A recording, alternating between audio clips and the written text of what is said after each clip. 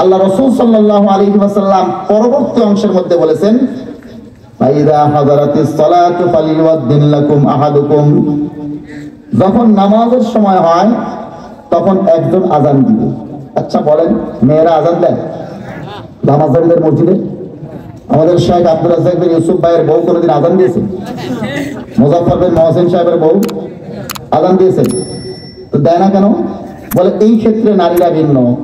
এই ক্ষেত্রে নারীরা ভিন্ন, একই হাদিসের প্রথম অংশে তুমি বললা এক, দ্বিতীয় নম্বর অংশে যা হয়ে গেল ভিন্ন। চলেন এরপরের অংশে কি? এরপরের অংশে আছে অযোগ্যতা, জাহালত, মূর্খতার কারণে সে যে সমস্ত কথাবার্তাগুলো বলেছে, মারাত্মক গোমরাহের কথাবার্তা, ওলামায়ে কেরাম আমাদের দেশের অত্যন্ত মহতাত, এই কারণে সতর্কতা অবলম্বন করে তাকে অন্য মারাত্মক কোনো ফতোয়া দেয় না।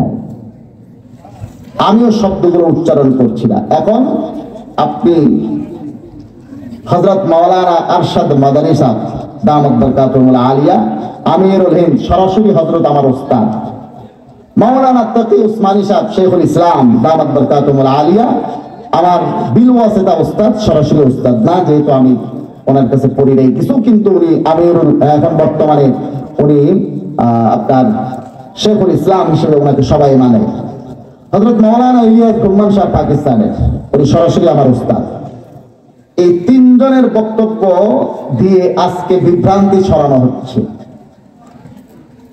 আমি এই তিনজনের বক্তব্যের ব্যাখ্যা আপনাদেরকে করছি। মাওলানা ইলিয়াস রহমান সাহেব দামাত বরকাতুহুল আলিয়ার সাথে আমি, এই যে উনি বাংলাদেশে আসছিলেন 11 দিন ছিলেন, 11 দিনের 8-9 দিন আমি হুজুরের সাথে ছিলাম একাকী, এবং মজলিসে সব জায়গায় হুজুরের সাথে ছিলাম। আমি প্রোগ্রাম ক্যান্সেল করেছিলাম, কয়েকদিন প্রোগ্রাম করেও সঙ্গে ছিলাম, প্রোগ্রাম ক্যান্সেল করেও ছিলাম হুজুরের সাথে। হুজুরের সাফ বক্তব্য, এরা গোমরা। কিন্তু হুজুর বলতেছেন আমরা তাদেরকে গোমরা বলে দেওয়াই যথেষ্ট, তাদেরকে কোনো কথা মানানো এটা তো কোনো জরুরি না। আপনাদের বাংলাদেশের অবস্থা হয়েছে ওদেরকে মানাইতেই হবে, এটা কেন? কিন্তু এরা যে গোমরা না, তাদের অবস্থান যে সঠিক, এটা হুজুর কোনোদিনও বলে। একটা কথা মনে রাখবেন, পাকিস্তানের ওলামায়ে কেরাম, ইন্ডিয়ার ওলামায়ে কেরাম, ওনারা সারা বিশ্বের মুসলমানদের স্বার্থ নিয়ে কাজ করেন। যখন কাফের মুশরিকদের বিরুদ্ধে কোনো কথা আসে, তখন আমরা সাদ কান্দরীর দলকে, এই সাদপন্থীদেরকেও মুসলমান হিসেবে আমাদের দলভুক্ত মনে করি, জামাতে ইসলামীকে আমাদের দলভুক্ত মনে করি, লামাজহাবিদেরকে আমাদের দলভুক্ত মনে করি, বেরলভীদেরকে আমাদের দলভুক্ত মনে করি। যত রকম মুসলমানদের আভ্যন্তরীণ দল আছে সবাইকে আমাদের এক দল মনে করি, কারণ আমাদের লড়াইটা তখন কাফের মুশরিকদের বিরুদ্ধে। যেহেতু মাওলানা ইলিয়াস রহমান সাহেব, শেখুল ইসলাম হযরত আল্লামা তাকি উসমানী সাহেব, আমিরুল হিন্দ হযরত আল্লামা আরশাদ মাদানী সাহেব, ওনারা সারা বিশ্বের মুসলমানের স্বার্থ নিয়ে কাজ করেন।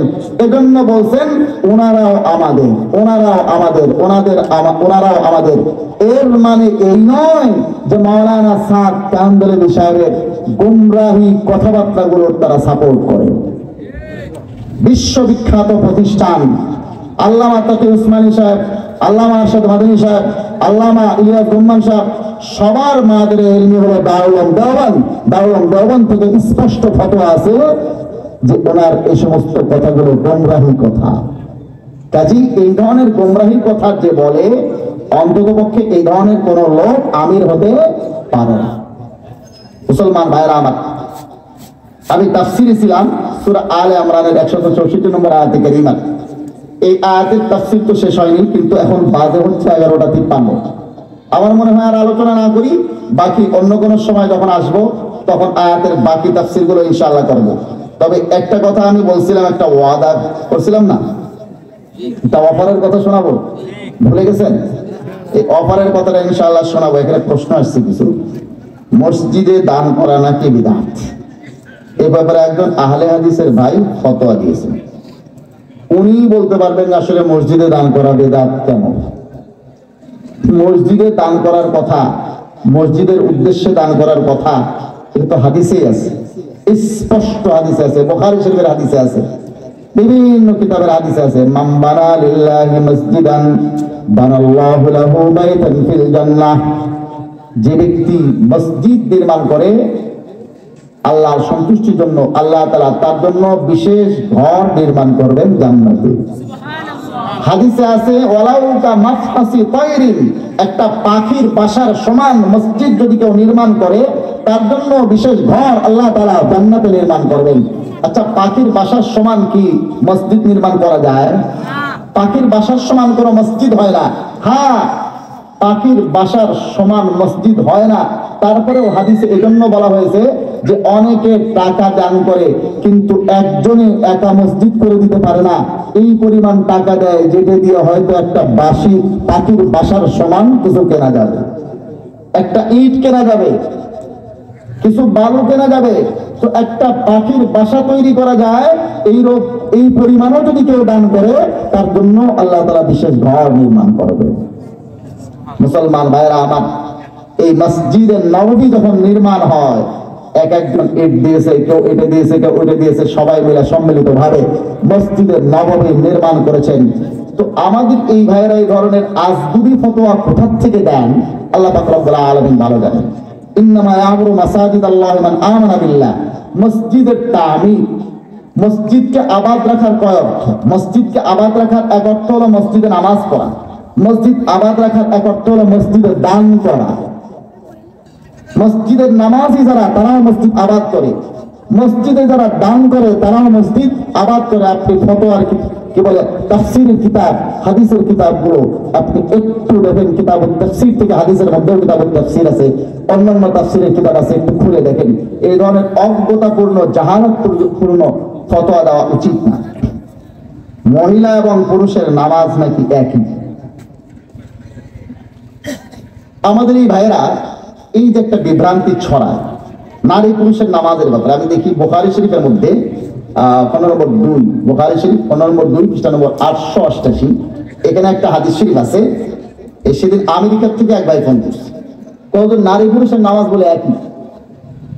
এখানে ফিতনা শুরু হয়ে গেছে।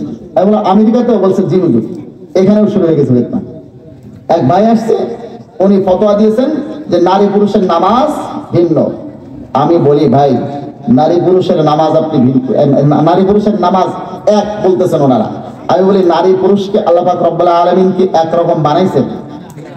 নারী পুরুষকে সৃষ্টি করছেন আল্লাহ পাক রব্বুল আলামিন একরকম? তাদের সৃষ্টিগত ভাবে খিলকাতান আল্লাহ পাক রব্বুল আলামিন নারী আর পুরুষকে একরকম বানান নাই।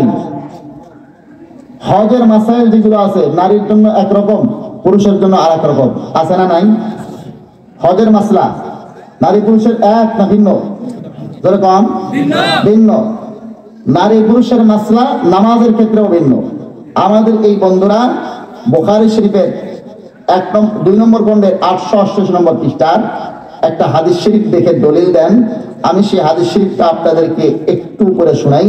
এটা হলো আপনার 6008 নম্বর হাদিস, যেটা নেটে আপনি গুগল ইন্টারনেটে এই নাম্বারে পাবেন। আর 5774 নম্বর হাদিস হিসেবে মেইন কিতাবের মধ্যে পাবেন।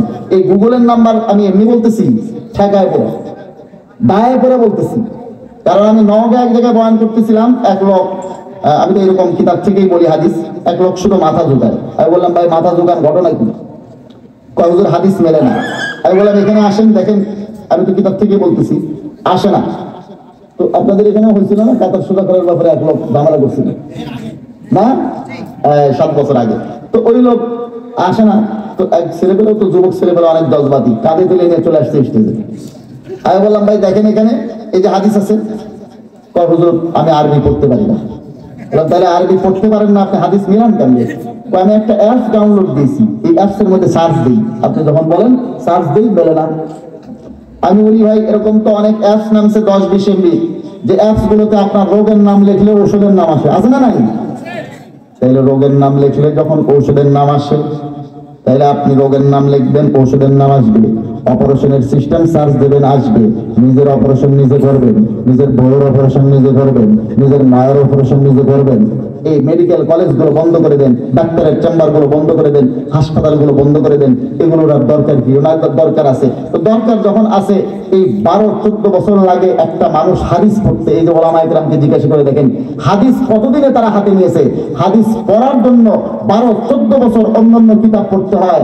আর আপনি একটা অ্যাপ ডাউনলোড দিয়া বড় বড় ওলামা মাশায়েখদের সাথে ঝগড়া বাঁধান, ইমাম মুয়াজ্জিনদের সাথে এসে ঝগড়া বাঁধান। মুসলমান ভাইরা আমার, এগুলো হলো ফিতনাবাজ। এখানে দেখেন বুখারী শরীফ, কিন্তু ওই তখন থেকে আমি আবার গুগলের নাম্বারও বলা শুরু করছি, কারণ ওরা তো মিলাইতে পারে না, বলবে যে হুজুর হাদিস ভুল বলছে। আপনি গুগলে পাবেন 6008 নম্বর হাদিস হিসেবে, মেইন কিতাবে পাবেন 5774 নম্বর হাদিস হিসেবে। এখানে একটা কথা আছে, আল্লাহ রাসূল সাল্লাল্লাহু আলাইহি ওয়াসাল্লাম বলেছেন, সাল্লু কামা রাআইতুমুনি উসাল্লি, তোমরা ওরকম নামাজ পড়ো যেরকম আমাকে নামাজ পড়তে দেখছো। নারীদেরকেও বলছেন, পুরুষদেরকেও বলছেন। এই হাদিস কি এইটুকুনি না আরো আছে? আরো আছে। এই হাদিসটার মধ্যে পুরা 3টা নির্দেশ দিয়েছেন আল্লাহ রাসূল। 1 নম্বর হলো সাল্লু কামা রাআইতুমুনি উসাল্লি, আমাকে যেভাবে তোমরা নামাজ পড়তে দেখছো সেভাবে তোমরা নামাজ পড়ো। সল্লু কোন সিগা? জমা মুযাক্কার হাজির না জমা মুআন্নাস হাজির? জমা মুযাক্কার হাজির। তোমরা পুরুষরা ওইভাবে নামাজ পড়ো যেভাবে আমাকে নামাজ পড়তে দেখছো। মেয়েদেরকে বলছেন? মেয়েদেরকে বলছেন? তাহলে আপনি মেয়েদের জন্য এটা ফিট করলেন কেমনে? মেয়েদের জন্য নামাজের তরিকার উপরে আলাদা হাদিস আছে। আমার একটা বই আছে নামাজ সংক্রান্ত, এখানে আমি নারী পুরুষের নামাজের মধ্যে যতগুলো পার্থক্য আছে সবগুলোর আরবি হাদিসের ইবারত এবং বাংলা সহ দিয়ে লিখছি। আপনাদের রংপুরের কৃতি সন্তান মাওলানা আব্দুল মতিন সাহেব পীরগাছা, এই হযরতের কিতাব আছে দলিল সহ নামাজের মাসাইল, এখানেও পাবেন। আমার লেখা একটা বই আছে, সেখানেও পাবেন নারী পুরুষের নামাজের মধ্যে পার্থক্য। এখানে দেখেন আল্লাহ রাসূল সাল্লাল্লাহু আলাইহি ওয়াসাল্লাম পরবর্তী অংশের মধ্যে বলেছেন, ফাইদা হাযারাতিস সালাতু ফালিওয়াদ্দিন লাকুম আহাদুকুম, যখন নামাজের সময় হয় তখন একজন আযান দিবে। আচ্ছা বলেন, মেয়েরা আযান দেন নামাজের মসজিদে? আমাদের শেখ আব্দুর রাজ্জাক বিন ইউসুফ ভাইয়ের বউ কোনদিন আযান দিয়েছেন? মুজাফফর বিন মহসিন সাহেবের বউ আযান দিয়েছেন? তো দেয় না কেন? বলে এই ক্ষেত্রে নারীরা ভিন্ন। এই ক্ষেত্রে নারীরা ভিন্ন, একই হাদিসের প্রথম অংশে তুমি বললা এক, দ্বিতীয় নম্বর অংশে যা হয়ে গেল ভিন্ন। চলেন এরপরের অংশে কি? এরপরের অংশে আছে তুম্মালিয়া